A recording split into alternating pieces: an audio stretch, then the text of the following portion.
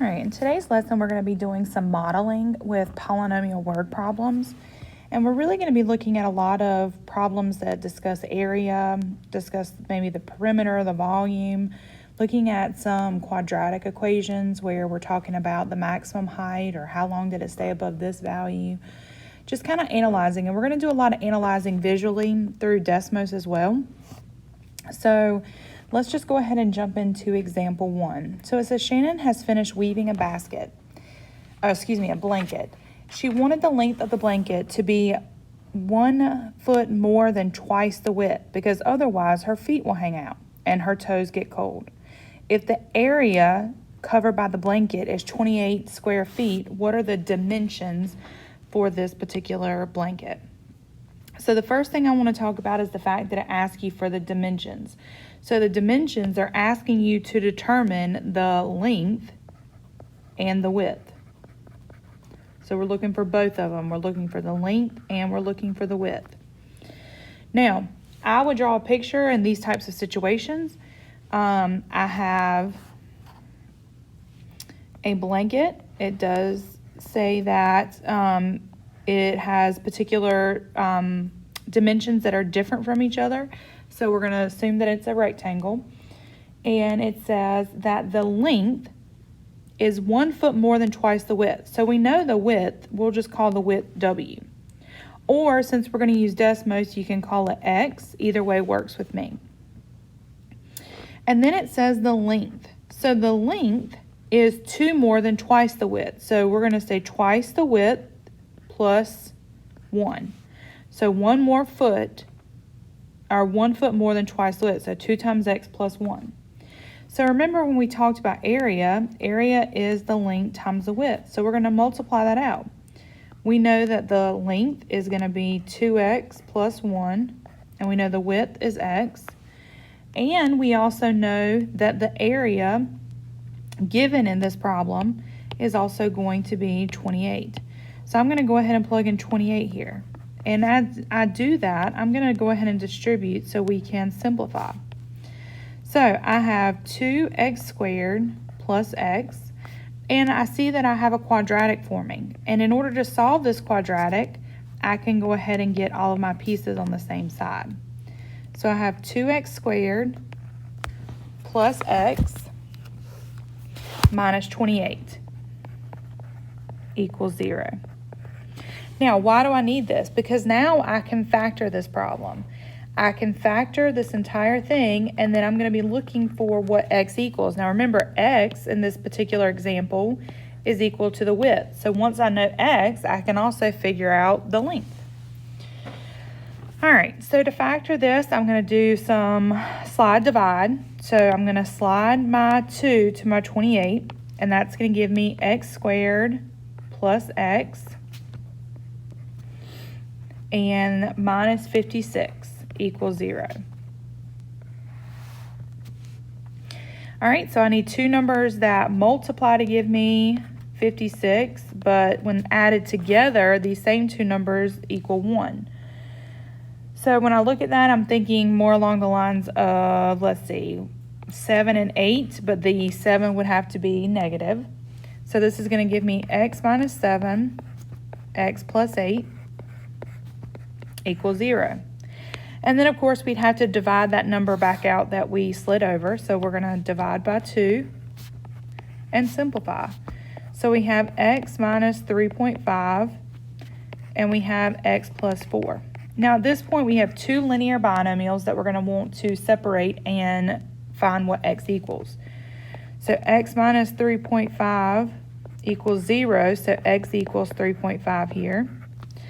And then we have x plus 4 equals 0, so x equals negative 4. Now, if we're talking about a real-world application, then we can't have a width that is negative. So we're going to be looking at the positive answer only. All right, so my answer here is my width is going to be 3.5. So my width is 3.5. So what is my length? Well, my length is going to be 2 times 3.5 plus 1. All right, so that's going to give me a length of 7. So here's my width, and there's my length. Now, I could also check this into Desmos. So if I'm going to turn this graph on to kind of make time a little bit quicker. And I'm always going to look for the solutions here. So the solutions are going to be your x-intercepts. Okay, so we're going to be looking for x-intercepts, because x-intercepts are going to help me solve my equation. So when I look here, I can see that my x-intercepts are at -4 and 3.5, which again would have been the positive value. All right, so looking at number 2. So it says then an open box is made from a square piece of material of cutting 2 centimeter squares from the corners and turning up the sides. The volume of the finished box is 20 cubic centimeters. Find the dimensions of the box and the area of the original piece. So when I'm looking at this example, first thing that I notice is I'm going to be folding a box up. So in this example, if I have my square box, if I cut out these square corners, then I can technically fold the box up and it would create like a box lid, okay? So it's saying that I'm cutting out 2 centimeter squares. So if I'm cutting out 2 centimeter squares, that means that this section, this from here to here is 2, and from here to here is 2. Same thing all the way around. So every piece of this is 2 centimeters. So we don't know the length and the width, but we do know that the length and the width will have sections missing out of it based off the fact that we cut them out. So what can I determine? Well, I can determine that if this is my width, then my width is going to be my width minus 4. So if my original width was the whole x, we're going to subtract 4 from it because we have 2 plus 2 is 4. Same thing with my length. So my length here is going to be x minus 4. So how do we determine the volume? So remember, volume is going to be length times width times height. We know the length. We know the length is going to be x minus 4. We know the width is x minus 4. So what's the height? Well, once I fold my box up, so if I take these pieces right here, so if I take these pieces, okay, right here, and I wind up folding them up, this is what's going to be in the air. So this section's what's going to be in the actual physical distance of the height. So we have a height of 2. So I have a height of 2. Now, we can multiply this out 100%, and we can actually determine what the equation is. So if I were to do that, I would see that I have x times x is x squared. Then I have 4x minus 4x plus 16. And that's still times 2. So then here I'm going to have 2x. So 4x and negative 4x and negative 4x will be negative 8. That's going to be negative 16. And that's going to be, what we have, 2 and 16, that's going to be 32. So we know our volume equation. But we also know the volume in this problem. We know the volume is 20 cubic centimeters. So I can do 200 here. And in that, I now have a quadratic that I can set up. So how can I figure this quadratic? Well, I would need to subtract my value and put it all on one side. So y equals, or 0, excuse me, not y, 0 equals 2x squared minus 16x plus 168. Now, when I'm looking at this, I can factor this. I can actually factor it like we just did just a second ago. However, I'm going to go ahead and look at it graphically. So if I'm looking, I've already got my equation in. So if I'm looking for my x-intercept, so I'm going to adjust my screen here. And I see that I have an x-intercept at -6 and I have a x-intercept at 14. So when we're looking, we're talking about the dimensions. So x is going to be the length of the original box. So let me make sure we understand that. X is the length of the original box, of the original square. And the width of the original square. Okay, so if we're talking about the length, then we can't have a negative value. So we're only going to be using 14 here. We're going to be doing x equals 14. So what are the dimensions? So it asked me to find the dimensions of the box. So it asked me two questions. So for the box, I know that my length is going to be a 14 minus 4, which is 10. So is my width, 14 minus 4, which is 10. And then we should already know the height. The height was 2. But then it says, and find the area of the original piece of material. So the area of the material is going to be x. So that's going to be area is length times width, which is going to be 14 times 14. And then, of course, if we do 14 times 14, we are going to get 196. So the original area was 196 cubic feet, or cubic centimeters squared. So let me just go ahead and change that to say centimeters, because it did give us a unit there. So this is going to be centimeters squared. So that was the area of the original. And then these are my dimensions of the box that was created. Okay? All right. So then again, we have another example. A farmer wants to make a rectangular enclosure for his cattle. To maximize the area, he is going to use a stream as the north side of the pen. If he only has 20 meters of fencing, what is the largest area he can enclose? So again, I'm going to draw a picture here. So I have a stream. Okay, so we're going to assume that what I just colored was water. And then we have the stream is north of this fence that needs to be enclosed. So he's saying that we don't need to use fencing on the side of the river. We just need fencing on the land side. So that's all we need is fencing on the land side. So we know that he has 200 meters of fencing. So we have a total of 200 meters of fencing. Now it says, what is the largest area of the enclosure? So you're going to kind of have to do some induction here, and you're going to have to deduce what is actually being said.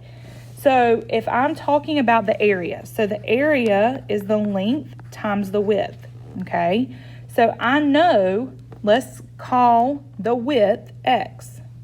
Okay, so if we have the width x, then we know that this side, okay, so we know, hold on, let me highlight here. We know this side and this side are going to be the same. So the width from the sides of the pen are going to be the same. So what we need to figure out is going to be the length, which is going to be the longer side opposite of the water. So we know that these two are the same. So how do I find my length? Well, think logically about this. I have 200 meters of fencing that I'm comparing it to. So if I'm comparing 200 meters of fencing, and I know that I'm going to take away 2 x's from the sides, that's going to leave me left over the length over here. So my length is going to be 200 meters minus 2x. And it's going to be 2x because I'm taking away 2 of the sides. So now I can easily set up an area equation. So my length is going to be 200 minus 2x times w, which is also x. Now, again, I'm going to look at this graphically. And in this particular situation, I know that x is going to represent my width. So I'm going to turn this graph on. If you see that I've actually already plugged this in, I plugged it in its original format. I didn't have to multiply it out. So when I turn it on, I'm going to adjust my screen. And I see a lot kind of happening here. Sorry. So I can see, let me zoom out.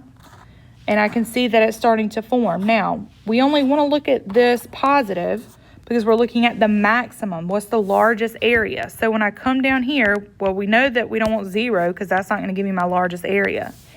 So this particular example tells me that my x value is equal to 100. Well, if my x value is equal to 100, that means that that is equal to my width. All right, so with my length, I have 200 minus 2x, which is going to be 100 as well. Well, 200 minus 200 is going to give me 0. So finding the x-intercept here isn't actually what I wanted to do. Doing the x-intercept just tells me what my width is, okay? But we already have taken the width away from the original fencing. So that's not going to help us here. So what do I need in this particular problem? Well, in a quadratic, in this model that was formed, we have what we call the maximum. So when we're looking at a quadratic, we're going to have that circular hill where we're going up and then we're coming back down. So for every x, so for every width, we can compare it. So like if I drag my point here, so let's look at this example. So if I have approximately, let's see, what, 15? So if my width is 15, then my y value is my area. So we're not comparing the width and the length here. We're comparing the width and the area that it can produce. So if I have a width of 15, then that means I can have an area of 2,550. If I have a width, I just found a good one. Hold on, let's see if I can find another one. If I have a width of 22, then I can have an area of 3,432. So this wants the largest. It wants the maximum. So we want the maximum in this particular example here. That's what we're looking for. So this doesn't really help us, okay? Because what this is saying, it says that if I have a width of 100, then I have an area of 0. So my y, so my x and my y. My x represents my width. My y represents my area. So I'm looking for the maximum up here up top. So up top tells me that I have 50 and 5,000. So the problem says if he only has 200 meters of fencing, what is the largest area that he can have? The largest area that he can have is going to be the 5,000. So it's going to be 5,000 meters squared is the largest area he can form with the width that he can use. So try to make sense of the pieces and think about them logically and put them in a real world context. All right, so for example 4, that does say 5, but I meant 4. We are going to be looking at one more final example here. So it says an object is launched upward from the ground with an initial velocity of 70 feet per second. Now, that initial velocity is already modeled in our equation. The height of the object t seconds after its launch is given by this function. So we have a quadratic function here. We have the velocity and we have negative 16. So negative 16 actually represents the gravity of the force that's pulling it back down. So what they're asking us is they're going to ask us multiple different questions about this particular example. So I'm going to go ahead and look at it. So when I turn it on, I can see that it's really small. So I'm going to hit the home button and then I can adjust my screen. Now, I don't want to adjust the x value. I want to adjust the y value. So in doing that, I can actually go to the settings and I can adjust my y value so that, let's say we're going to do 100 here. And then my x value, we didn't want to adjust that really, so I'm going to put that back at 20. And it gives me a better, let's take our y back down to 0. And it gives me a better, I guess, picture of my quadratic. So I can see that my object is being launched in the air. So if I'm looking at it right here, so it's being launched in the air and then it's coming back down. So it says, what is the value of t? So the value of time for which the height is 500 feet on its way up. So it's asking us that on its way up, so if I'm looking at 50 feet, okay, so here's 50 feet, how long is it going to take me to go up to 50 feet? And then how long is it, if I look at B, how long is it going to take for the object or the value of time for it to hit 50 feet on the way back down. So that's actually a pretty easy example to do. So you could do this by factoring, but basically what you're saying is, okay, so my height is 50 feet equals negative 16t squared plus 70t. And I didn't mean to say factoring. You can do this with a quadratic formula because these are not going to be perfect factorable numbers. However, what I can do is I can separate this and I can say, okay, well, y equals 50 feet and give myself a indicator of where 50 feet is. So I know that I'm going up to 50 feet at approximately 8.899 seconds. So it didn't even take a full second for it to get up to 50 feet. And then it goes up, up, up, comes back down, down, and it hits 50 feet again at t equals 3.476 seconds. All right, so that's the time it took to get up to 50 and the time that it took to get back to 50. So now my question, I'm going to actually make a new question. How long was it above 50 feet? So I want to know how long was the object above 50 feet. So I can easily figure that out by looking at the time difference. So I'm looking at how long was it above 50 feet here. So I know that it came back to 50 feet at 3.476 seconds, and it initially got to 50 feet at 0.899 seconds. So if I subtract those two, that's going to give me how long it was above 50 feet. So it was above 50 feet about 2.6 seconds. All right, so just keep that in mind. All right, so for C, it says, what is the maximum height? So maximum means that we're going to go look at how far it went above. Now, remember when you talk about a maximum, you're talking about your x and your y. So your x is your time, your y is your height. So the question is what is the maximum height? So my maximum height here is going to be the y value. So it's going to be 76.56 feet. Then it says, when will the object reach its maximum height? So now we're talking about time. So it's going to take 2.188 seconds to reach that height. And at what time will the object hit the ground? So it's going to keep coming back down. We're not worried about the 50 anymore. And then the ground is going to be your x-axis. So it's going to take approximately a time of 4.375 seconds. So these are all key features that you are able to analyze now. The only other thing that I can say when you're talking about a quadratic function, so I'm going to adjust this for a minute. Let's say that the object is being launched off of a building and the building is 10 feet tall. Then now it has an initial height of 10 feet. So my y-intercept is going to be 10 feet because it was launched from a higher distance than the ground. If it's launched from the ground, then your y-intercept is 0, which plus 0 is the same thing as it was. So whatever object we had in example 4, it was launched from the ground.